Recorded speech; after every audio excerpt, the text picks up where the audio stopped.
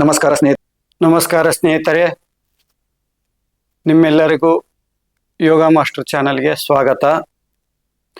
ಸ್ನೇಹಿತರೆ, ಹಲವಾರು ಜನ ನಮ್ಮ ಯೂಟ್ಯೂಬ್ ಚಾನಲನ್ನು ಸಬ್ಸ್ಕ್ರೈಬ್ ಮಾಡಿಕೊಳ್ಳದೆ ನೋಡ್ತಾ ಇದ್ದೀರಾ.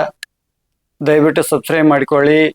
ಹೆಚ್ಚು ನಿಮ್ಮ ಸ್ನೇಹಿತರಿಗೆ ಶೇರನ್ನು ಮಾಡಿ, ಲೈಕ್ ಮಾಡಿ, ಶೇರನ್ನು ಮಾಡಿ, ಹಾಗೂ ನಿಮ್ಮ ಅಭಿಪ್ರಾಯ ಅನಿಸಿಕೆಗಳನ್ನು ಶೇರ್ ಮಾಡಿ, ಆಮೇಲೆ ಬರೆದು ತಿಳಿಸಿ. ಸ್ನೇಹಿತರೆ, ಇವತ್ತಿನ ಒಂದು ವಸ್ತು ವಿಷಯ ಈ ಸಾತ್ವಿಕ ಸಾಧನೆಗಳು, ತಾಮಸ ಸಾಧನೆಗಳು, ರಾಜಸ ಸಾಧನೆಗಳು ಅಂತಂದು ಬರ್ತವೆ. ಸಾತ್ವಿಕ ಸಾಧನೆಗಳಂದ್ರೇನು, ರಾಜಸ ಸಾಧನೆಗಳಂದ್ರೇನು, ತಾಮಸ ಸಾಧನೆಗಳಂದ್ರೇನು ಅಂತಂದು ಯಾವುದೇ ವ್ಯಕ್ತಿ ಸಾಧನೆ ಮಾಡಬೇಕಂತ ಬಯಸುವಂಥ ವ್ಯಕ್ತಿ ಇದನ್ನ ಮೊದಲು ತಿಳ್ಕೋಬೇಕಾಗುತ್ತೆ. ಇಲ್ಲದೆ ಹೋದ್ರೆ ತಮ್ಮ ಆತ್ಮದ ನಾಶವನ್ನ ತಾವೇ ಮಾಡಿಕೊಂಡು ಬಿಡ್ತಾರೆ, ಅಥವಾ ತಮ್ಮ ಜೀವನದ ಮೇಲೆ ತಾವೇ ಚಪ್ಪಡಿ ಕಲಿ ಎಳ್ಕೊಂಡ್ಬಿಡ್ತಾರೆ. ಅದು ಅವರಿಗೆ ಗೊತ್ತಾಗದೆ. ಯಾಕೆ ಈ ಮಾತು ಹೇಳ್ತಾ ಇದ್ದೀನಿ ಅಂದ್ರೆ, ಹೀಗೆ 3-4 ದಿವಸ ಕೆಳಗೆ ಒಬ್ರು ಬಂದಿದ್ರು ನಮ್ಮ ಹತ್ರ. ಅವರು ಸಾತ್ವಿಕ ಸಾಧನೆ, ಸಂಸ್ಕೃತ ಕಲ್ತಿದ್ದಾರೆ, ಸಂಸ್ಕೃತ ಅಧ್ಯಯನ ಮಾಡಿದ್ದಾರೆ, ವೇದಗಳನ್ನು ಅಧ್ಯಯನ ಮಾಡಿದ್ದಾರೆ. ಅವರು ಸಾತ್ವಿಕದಲ್ಲಿ ಅನೇಕ ದೇವತೆಗಳನ್ನ ಪೂಜೆ ಮಾಡಿದ್ದಾರೆ. ಆದರೆ ಅವ್ರು ಏನ್ ಮಾಡಿದ್ದಾರೆ ಅಂದ್ರೆ, ಯಾರೋ ಒಬ್ರು ಸ್ನೇಹಿತರ ಮಾತು ಕೇಳಿ ರಜಸ ತಾಮಸದಲ್ಲಿ ಒಂದು ಶಕ್ತಿಯನ್ನ ಸಾಧನೆ ಮಾಡಕ್ ಹೋಗಿದ್ದಾರೆ.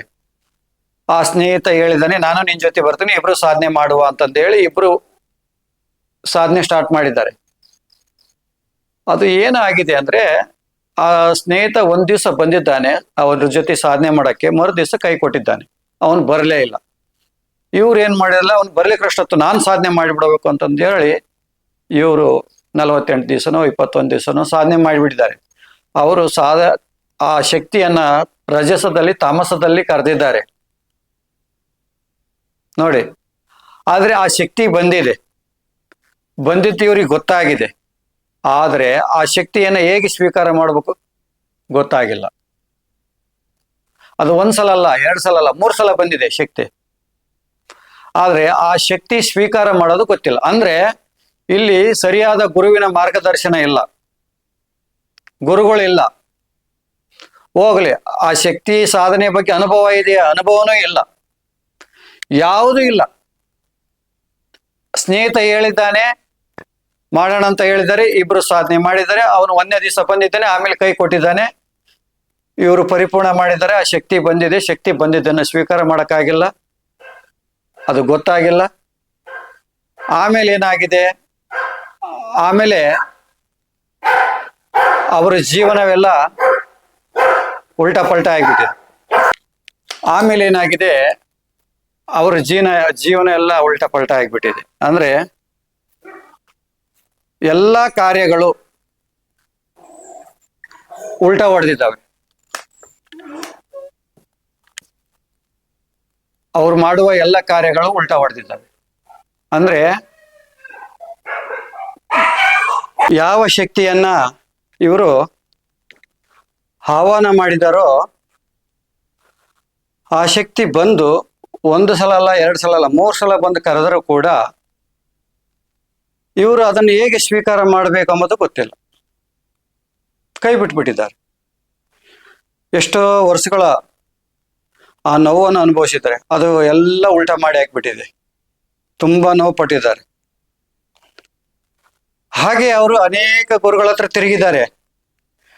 ನನ್ನ ಸಮಸ್ಯೆ ಹಿಂಗಾಗ್ತಾ ಇದೆ, ಹಿಂಗಾಗಿದೆ ಅಂತಂದು. ಅದನ್ನು ಯಾರು ಕಂಡುಹಿಡಿಯಕ್ಕಾಗಿಲ್ಲ, ಯಾರು ಅದಕ್ಕೆ ಪರಿಹಾರ ಕೊಡೋಕ್ಕಾಗಿಲ್ಲ. ಈಗ 4 ದಿವಸದಿಂದ ಕೊನೆಗೆ ನಮ್ಮ ಹತ್ರ ಬಂದು ಕೇಳಿದ್ರು, ಗುರುಗಳೇ ನಂದು ಹಿಂಗ ಆಗಿದೆ, ಏನು ಎತ್ತಗ ಅಂತಂದು. ಸರಿ, ಅಲ್ಲಿ ನಮ್ಮ ಅಮ್ಮನ ಹತ್ರ ಕುಂತ್ಕೊಂಡು ಧ್ಯಾನ ಮಾಡು ಅಂತಂದು ಹೇಳಿದೆ. ಸ್ವಲ್ಪ ಹೊತ್ತು ಅವ್ರು ಧ್ಯಾನ ಮಾಡಿದ್ರು. ನಮ್ಮ ತಾಯಿ ಆಕೆಗೆ ಹೇಳಿದಾಳೆ, ನೋಡು ನೀನು ಎಡವಟ್ಟು ಮಾಡ್ಕೊಂಡಿದ್ದೀಗಿ, ಸರಿ ಮಾಡ್ಕೊ ಅಂತಂದು. ಆಮೇಲೆ ನನಗೆ ಹೇಳಿದೆ, ಹಿಂಗೆ ಹೇಳ್ತಾ ಇದ್ದಾಳೆ ಅಂಬ ಅಂತ. ಹೌದಪ್ಪ, ನೀನು ಎಡವಟ್ಟು ಮಾಡ್ಕೊಂಡಿದ್ದೀಯಾ, ಶಕ್ತಿ ಕರೆದಿದ್ದೀಯಾ, ನೀನು ಸಾತ್ವಿಕ ಸಾಧನೆ ವ್ಯಕ್ತಿ. ಸಾತ್ವಿಕ ಸಾಧನೆ ಮಾಡೋರು ಸಾತ್ವಿಕದಲ್ಲಿ ದೇವತೆಗಳನ್ನ ಕರಿಬೇಕು, ರಾಜಸದಲ್ಲಿ ತಾಮಸ ಕರೆಯೋದಲ್ಲ. ನಿಮ್ಮ ಯೋಗ್ಯತೆ ಅರ್ಹತೆ ತಕ್ಕಂಗೆ ನೀವು ಶಕ್ತಿಗಳನ್ನ ಕರಿಬೇಕಾಗತ್ತೆ.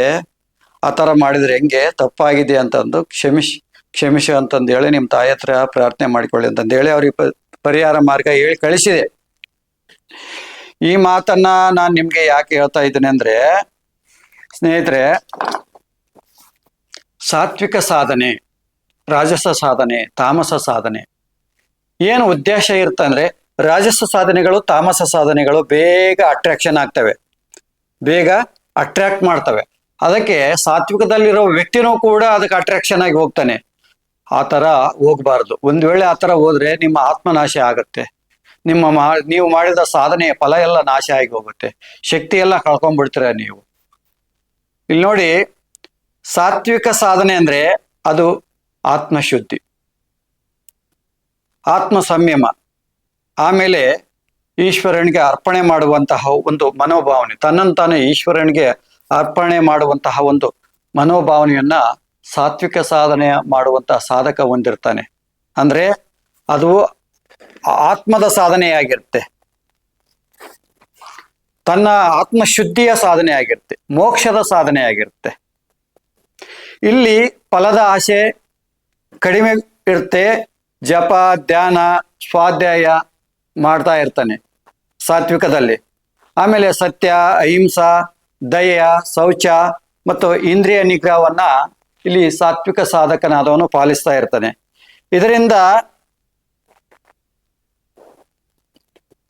ಇದರಿಂದ ನನಗೆ ಮುಕ್ತಿಗೆ ಇದು ಕಾರಣ ಆಗತ್ತೆ ಅಂತಂದೇಳಿ, ನಾನು ಈ ಸಾಧನೆ ಮಾಡೋದ್ರಿಂದ ನನ್ನ ವೈಯಕ್ತಿಕ ಮುಕ್ತಿಗೆ ಮತ್ತು ಲೋಕ ಕಲ್ಯಾಣಕ್ಕಾಗಿ ಉಪಯೋಗ ಆಗುತ್ತೆ ಅಂತ ಹೇಳಿ ಅವನು ಇಲ್ಲಿ ಸಾಧನೆ ಮಾಡ್ತಾ ಇರ್ತಾನೆ. ಎಲ್ಲರಿಗೂ ಒಳ್ಳೇದಾಗ್ಲಿ, ಜಗತ್ತಿಗೆಲ್ಲ ಒಳ್ಳೇದಾಗ್ಲಿ ಅಂತ ಸಾಧನೆ ಮಾಡ್ತಾ ಇರ್ತಾನೆ. ಹಾಗಾಗಿ ಅವನಿಗೆ ಏನಾಗುತ್ತೆ ಅಂದ್ರೆ, ಅವನ ಮನಸ್ಸು ಶಾಂತವಾಗುತ್ತೆ ಮತ್ತು ಏಕಾಗ್ರತೆ ಆಗುತ್ತೆ. ಆಮೇಲೆ ಅವನಿಗೆ ವಿವೇಕ ಜ್ಞಾನ ಬರುತ್ತೆ.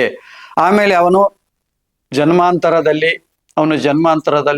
ಅಥವಾ ಈ ಜನ್ಮದಲ್ಲಿ ಅವನು ಜನನ ಮರಣದ ಬಿಡುಗಡೆಗೆ ಪೂರ್ಣ ಜ್ಞಾನವನ್ನು ಕೂಡ ಸ್ವಯಂ ತನ್ನ ಸ್ವಸ್ವರೂಪದಲ್ಲಿ ನಿಲ್ತಾನೆ. ವೇದ ಪಾರಾಯಣ ಮಾಡೋದಾಗಿರ್ಬೋದು, ಯೋಗಗಳನ್ನು ಮಾಡೋದಾಗಿರ್ಬೋದು, ಪ್ರಾಣಾಯಾಮ ಮಾಡೋದಾಗಿರ್ಬೋದು, ಧ್ಯಾನ ಮಾಡೋದಾಗಿರ್ಬೋದು, ಸಾತ್ವಿಕ ದೇವದೇವರ ಪೂಜೆ ಮಾಡೋದಾಗಿರೋದು, ಅನುಷ್ಠಾನಗಳು ಮಾಡೋದಾಗಿರೋದು, ಇವೆಲ್ಲ ಸಾತ್ವಿಕದಲ್ಲಿ ಬರ್ತವೆ.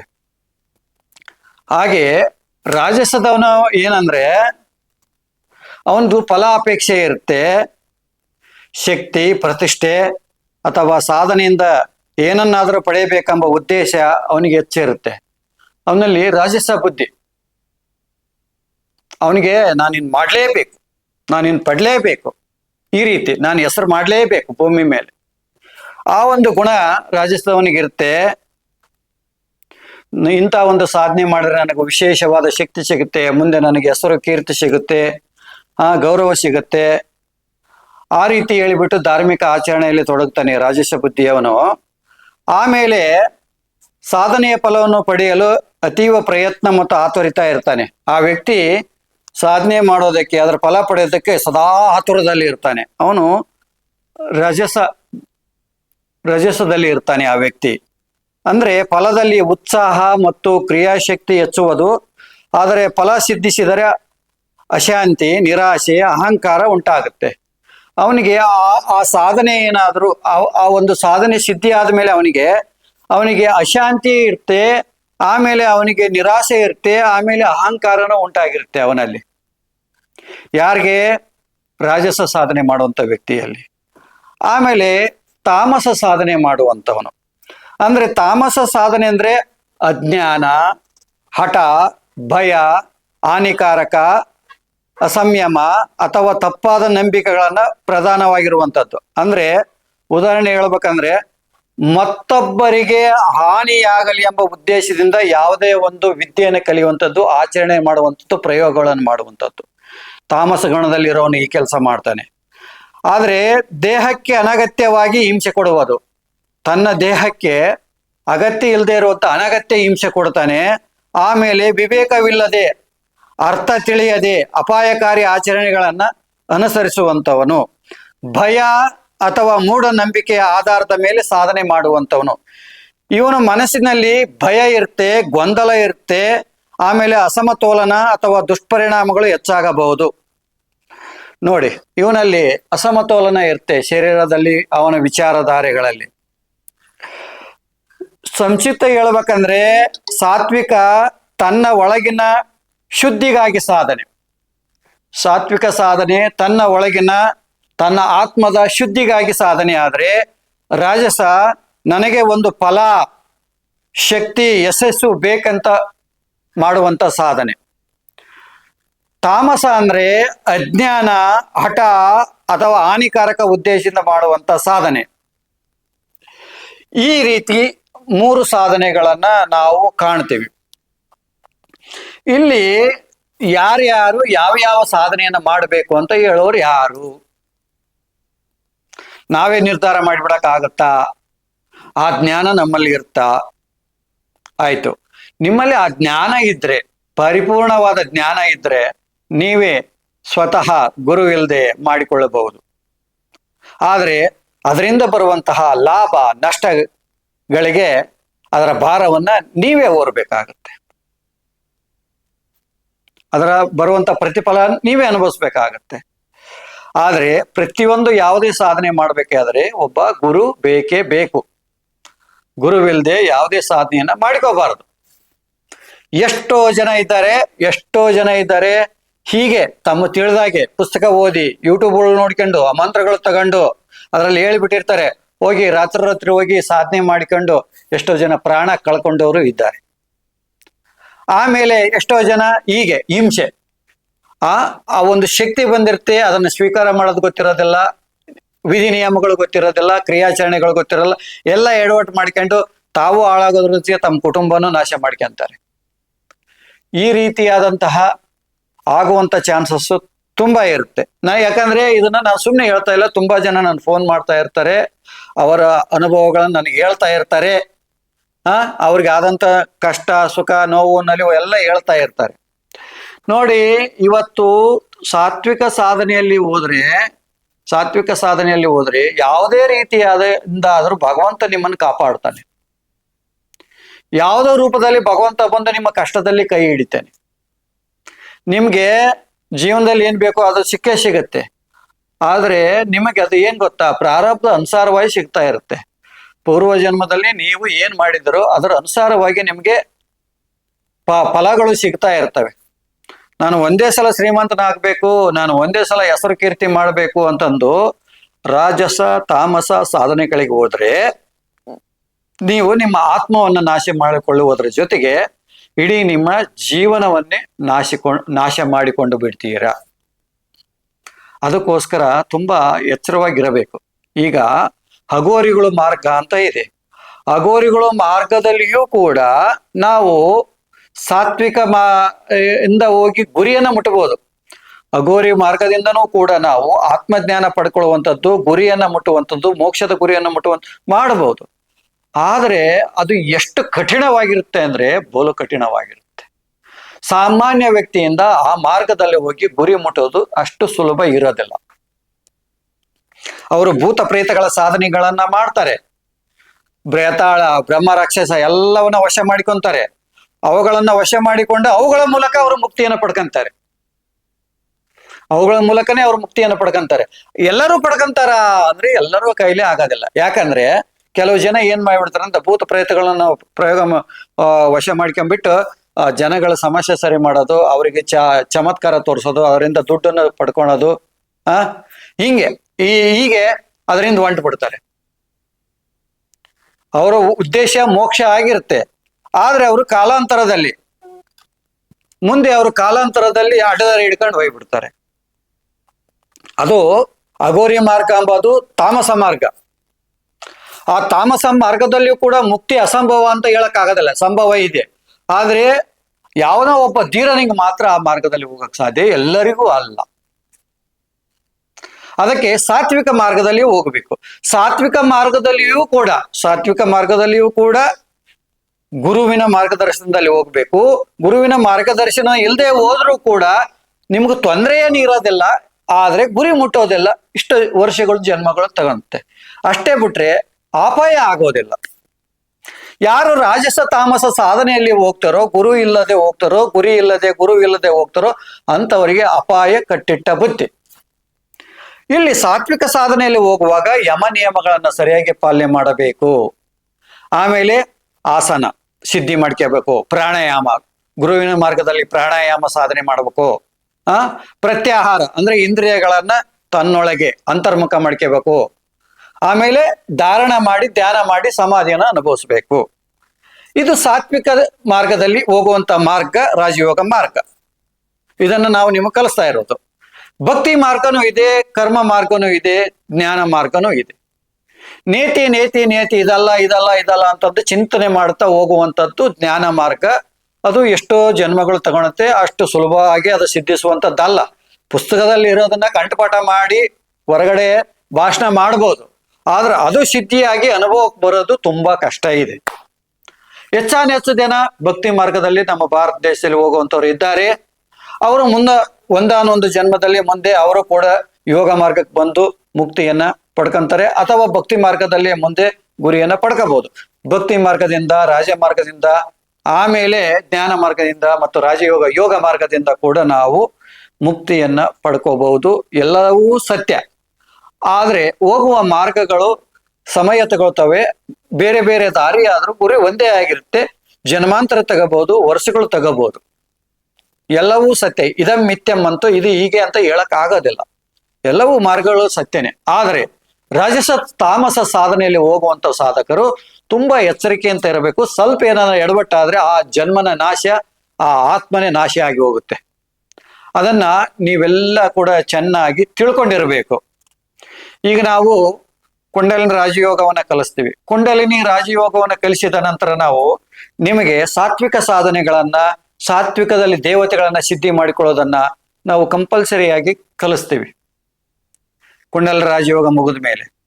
ಇಲ್ಲಿ ಕುಂಡಲಿನಿ ರಾಜಯೋಗ ಅಂದ್ರೆ ಈ ಷಡ್ದರ್ಶನಗಳು ಅಂತ ಬರ್ತವೆ.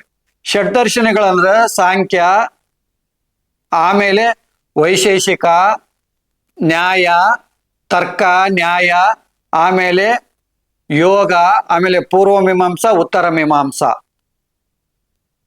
ಹೀಗೆ ಹೀಗೆ 6 ದರ್ಶನಗಳು ಬರ್ತವೆ. ಆ ದರ್ಶನಗಳಲ್ಲಿ ಪತಂಜಲಿ ಮಹರ್ಷಿಗಳ ಯೋಗ ದರ್ಶನವೇ ನಾವು ನಿಮಗೆ ಕಲಿಸ್ತಾ ಇದ್ದೀವಿ. ನಾವು ಕಲಿಸುವಂಥದ್ದು ಪತಂಜಲಿ ಮಹರ್ಷಿಗಳ ಯೋಗ ದರ್ಶನ.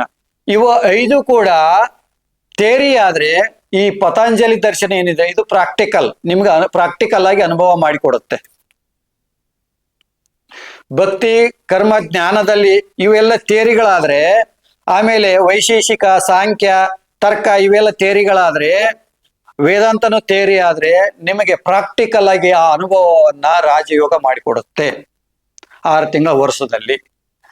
ಅದನ್ನ ಸರಿಯಾಗಿ ಸಾಧನೆ ಮಾಡಿದ ನಂತರ ಗುರು ಮಾರ್ಗದಲ್ಲಿ ಸಾಧನೆ ಮಾಡಿ ಆ ಅನುಭವ, ಸಮಾಧಿಯ ಅನುಭವನ ಪಡೆದುಕೊಂಡು ಸತ್ಯ, ಅದು ಕೊನೆಯದಾದಂಥ ಸತ್ಯವನ್ನ ಅರ್ಥ ಮಾಡಿಕೊಂಡು ಆಮೇಲೆ ಅಲ್ಲಿಂದ ಕೆಳಗಡೆ ಇಳಿಬೇಕು. ಕೆಳಗಡೆ ಇಳಿದು ಸಂಸಾರ ಮಾಡೋದಾದ್ರೆ ಸಂಸಾರ ಮಾಡಬೇಕು, ಇಲ್ಲ ಅಂದ್ರೆ ಲೋಕ ಶಿಕ್ಷಣ ಕೊಡಬೇಕು. ಗುರುಕುಲಗಳನ್ನ ಸ್ಥಾಪನೆ ಮಾಡಿ ನೀವು ಪಡೆದಂತ ವಿದ್ಯೆಗಳನ್ನ 100 ಜನಕ್ಕೆ ಹಂಚುವಂತ ಕಾರ್ಯವನ್ನ ಮಾಡಬೇಕು. ಒಂದು ವೇಳೆ ನೀವು ಸನ್ಯಾಸಿಗಳಾಗಿದ್ರೆ ನೀವು ಮೇಲೆ ನಿಂತ್ಕೊಂಡ್ರೆ ನೀವು ಮೇಲೆ ನಿಂತ್ಕೋಬಹುದು. ಒಂದು ವೇಳೆ ನೀವು ಸಂಸಾರಿಗಳಾಗಿದ್ರೆ ಕೆಲವು ತಿಂಗಳುಗಳು, ವರ್ಷಗಳ ಗಟ್ಲ ಆ ಆನಂದವನ್ನು ಅನುಭವಿಸಿ ಕೆಳಗಡೆ ಇಳಿಬೇಕು. ಇಲ್ಲದೆ ಹೋದ್ರೆ ನೀವು ಹುಚ್ಚರ ಆಗ್ತೀರಾ. ಯಾಕೆ ಹುಚ್ಚರ ಆಗ್ತೀರಾ ಅಂದ್ರೆ ಸಮಾಜ ನಿಮ್ಮನ್ನ ಹುಚ್ಚರು ಅಂತ ಕರೆಯಕ್ ಸ್ಟಾರ್ಟ್ ಆಗುತ್ತೆ. ಯಾಕಂದ್ರೆ ನಿಮಗೆ ಈ ಸಂಸಾರದ ಮೇಲೆ ಆಸಕ್ತಿ ಇರೋದಿಲ್ಲ. ಇದು ಎಲ್ಲ ನಶ್ವರವಾಗಿ ಕಾಣುತ್ತೆ. ದುಡಿಯೋದ್ರಲ್ಲಿ ಆಸಕ್ತಿ ಇರಲ್ಲ, ದುಡ್ಡು ಮಾಡೋದ್ರಲ್ಲಿ ಆಸಕ್ತಿ ಇರಲ್ಲ, ಭೋಗದಲ್ಲಿ ಆಸಕ್ತಿ ಇರೋದಿಲ್ಲ. ನೀವು ಒಬ್ಬರೇ ಏಕಾಂತವಾಗಿರ್ಬೇಕು ಅಂತ ಆಸೆ ಪಡ್ತಾ ಇರ್ತೀರ. ಅವಾಗ ಬೇರೆದವ್ರು ಏನೇನೋ ಮಾತಾಡಿದ್ರೆ ನಿಮಗೆ ಅದು ಹಿಂಸೆ ಆಗತ್ತೆ, ಅಥವಾ ನೀವು ಏನೇನೋ ಬೇಯ್ದು ಬಿಡ್ತೀರ, ಅಥವಾ ಅವರು ನಿಮ್ಮನ್ನ ನೋಡಿ ಬೇಯ್ಬಹುದು. ಅವಾಗ ನಿಮ್ಗೆ ಆ ಏಕಾಂತಕ್ಕೆ ಯಾರು ತೊಂದರೆ ಮಾಡ್ತಾರೋ ಅವಾಗ ನೀವು ಬಾಯಿ ಬಂದಂಗೆ ಬೇಯಕ್ ಸ್ಟಾರ್ಟ್ ಮಾಡ್ತೀರ, ಅಥವಾ ಹುಚ್ಚರ ಸ್ಥಿತಿಯಲ್ಲಿ ನಿಂತ್ಕೊಂಡ್ಬಿಡ್ತೀರ. ಅವಾಗ ಜನ ನಿಮ್ಮನ್ನ ಹುಚ್ಚ ಅಂತಾರೆ. ಆದ್ರೆ ನೀವು ಹುಚ್ಚರಲ್ಲ, ನೀವು ನಿಜವಾದ ಜ್ಞಾನಿಗಳು. ಆವಾಗ ನೀವು ಏಕಾಂತಕ್ಕೆ ಹೋಗಬೇಕು. ಏಕಾಂತದಲ್ಲಿ ಹೋಗಿ ನಿಮ್ಮ ಆತ್ಮಸಿದ್ಧಿಯನ್ನ ಮಾಡ್ಕೋಬೇಕು. ನಿಮ್ಮೊಳಗೆ ನೀವು ಆತ್ಮಜ್ಞಾನವನ್ನು ಮಾಡ್ಕೊಂತ ಆತ್ಮಸಿದ್ಧಿಯನ್ನ ಮಾಡ್ಕೋಬೇಕು. ಇಲ್ಲದೆ ಹೋದ್ರೆ ಕೆಲವು ವರ್ಷಗಳ ನಂತರ ಕೆಳಗಡೆ ಇಳಿದು ಸಂಸಾರದಲ್ಲಿ ಮುನ್ನಡೆಯಬೇಕು. ಮತ್ತೆ ಸಂಸಾರ ಮಾಡಿ ಮತ್ತೆ ಬೇಡ ಅಂದ್ರೆ ಮತ್ತೆ ನೀವು ಬ್ರಹ್ಮಚರ್ಯ ಪಾಲನೆ ಮಾಡ್ಕೊಂಡು ಮತ್ತೆ ಸಮಾಧಿ ಸ್ಥಿತಿ ಅನುಭವಿಸ್ತಾ ಆನಂದ ಅನುಭವಿಸ್ಬೋದು. ಮತ್ತೆ ಸಂಸಾರ ಮಾಡ್ಬೋದು. ಮತ್ತೆ ಸಂಸಾರದಲ್ಲಿದ್ದು ಸಂಸಾರ ಮಾಡಿದ್ಮೇಲೆ ಮತ್ತೆ ಬೇಕಾದಾಗ ಮತ್ತೆ ನೀವು ಆ ಸ್ಥಿತಿಯನ್ನ ಅನುಭವಿಸ್ಬೋದು. ಇದು ಋಷಿ ಪರಂಪರೆ, ಭಾರತ ಋಷಿ ಪರಂಪರೆ ರಾಷ್ಟ್ರ. ಹಿಂದೆ ನಮ್ಮ ಋಷಿ ಮುನಿಗಳು ಇದೇ ತರ ಮಾಡಿದ್ದಾರೆ. ಒಮ್ಮರಲ್ಲ, ಇಬ್ರಲ್ಲ, 3 ಜನ 4 ಜನ ಹೆಂಡತಿಯರನ್ನು ಮಾಡ್ಕೊಂತಿದ್ರು, 16 ಜನ ಮಕ್ಕಳನ್ನು ಕೂಡ ಮಾಡ್ಕೊಂತಿದ್ರು. ಮತ್ತೆ ತಾವು ಆತ್ಮ ಸಾಧನೆಯಲ್ಲಿ ನಿಲ್ತಾ ಇದ್ರು. ಇದು ನಿಜವಾದ ಸಾಧನೆಯ ಮಾರ್ಗ. ಇವತ್ತು ಇದು ಸಾತ್ವಿಕದಲ್ಲಿ ನಿಜವಾದ ಸಾಧನೆ ಮಾರ್ಗ. ಇದು ಅನೇಕ ಜನರಿಗೆ ಇದು ಗೊತ್ತಿಲ್ಲ. ಇದು ತುಂಬಾ ಜನರಿಗೆ ಇದು ಋಷಿಗಳು ಹೋದಂತ ಮಾರ್ಗ ಗೊತ್ತಿಲ್ಲ. ನಾವು ಕನಿಷ್ಠ 15ರಿಂದ 20 ವರ್ಷಗಳ ಕಾಲ ತಪಸ್ಸನ್ನ ಮಾಡಿ ಈ ಮಾರ್ಗವನ್ನ ಕಂಡುಕೊಂಡಿದ್ದೇವೆ. ಅದನ್ನು ಇವತ್ತು ನಿಮ್ಮ ಜಗತ್ತಿಗೆ ಹಂಚುತ್ತಾ ಹೋಗ್ತಾ ಇದ್ದೇವೆ. ಈ ಒಂದು ಸಾಧನೆಯನ್ನ ಮಾಡಿ ನಿಮ್ಮ ಆತ್ಮ ಶುದ್ಧಿ ಮಾಡಿಕೊಳ್ಳಿ. ಈ ಜಗತ್ತಿನಲ್ಲಿ ನಾವೇನು ಕಾಣ್ತಾ ಇದ್ದೀವಿ ಅದು ಕೇವಲ ಒಂದು 20-25% ಹೊರ ಕಾಣ್ತಾ ಇರೋದು. ಆದ್ರೆ ಇನ್ನು 75% ಇನ್ನು ಒಳಗಡೆ ಇದೆ ನಾವು ನೋಡುವಂಥದ್ದು.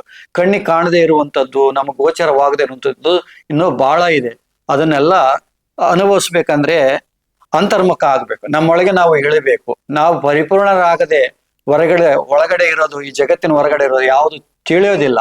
ಪುಸ್ತಕದಲ್ಲಿ ಇರೋದು ಅಲ್ಪ ಮಾತ್ರ. ಪುಸ್ತಕ ಬಿಟ್ಟಿರೋದು ಬಹಳ ಇದೆ. ಪುಸ್ತಕದಲ್ಲಿ ಕೆಲವೊಂದು ಮಾತ್ರ ಬರೆದಿದ್ದಾರೆ, ಕೆಲವೊಂದು ಬರೆಯಕ್ ಆಗೋದಿಲ್ಲ.